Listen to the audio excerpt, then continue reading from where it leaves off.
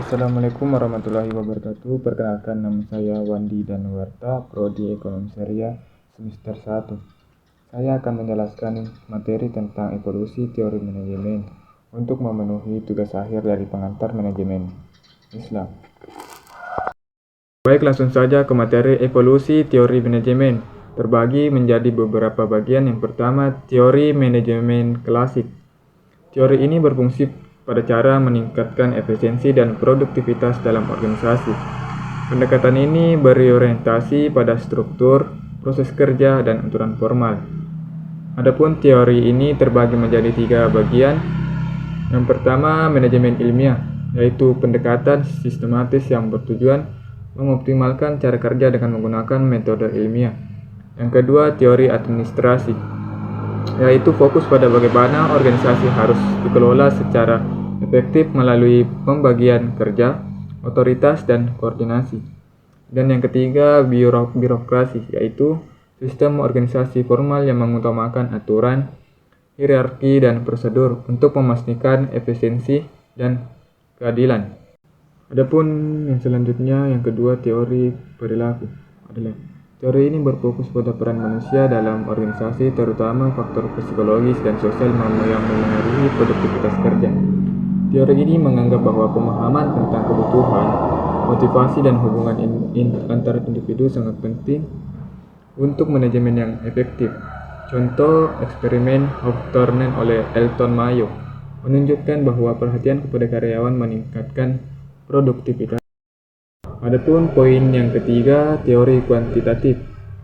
Teori ini menggunakan pendekatan matematis dan analisis data untuk membantu pengambilan keputusan yang lebih rasional. Pendekatan manajemen yang berfokus pada penerapan model matematis, statistik, dan teknik kuantitatif lainnya. Adapun contohnya, analisis dari logistik untuk menentukan jalur distribusi yang paling efisien atau pemrograman linear untuk optimasi sumber daya. Adapun selanjutnya poin keempat, teori, yaitu teori sistem.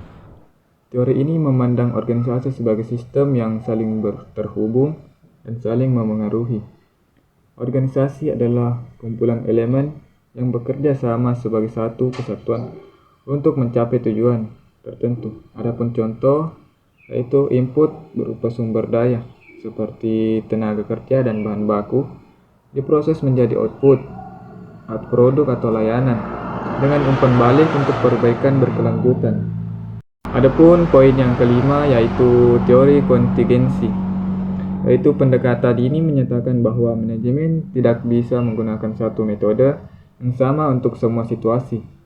Pendekatan manajemen yang bergantung pada kondisi spesifik seperti ukuran organisasi, teknologi yang digunakan, atau lingkungan bisnis. Contoh, sebuah startup mungkin membutuhkan struktur organisasi yang fleksibel, sementara perusahaan besar mungkin memerlukan struktur yang lebih normal.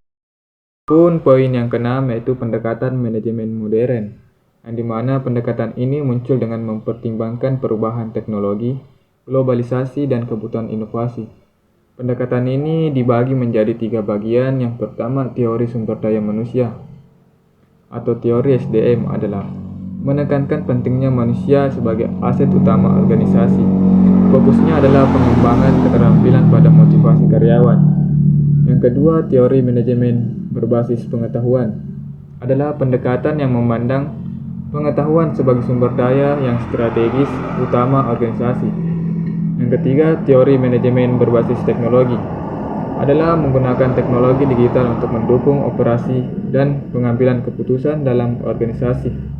Mungkin itu saja materi singkat dari saya. Lebih dan kurangnya mohon dimaafkan. Assalamualaikum warahmatullahi wabarakatuh.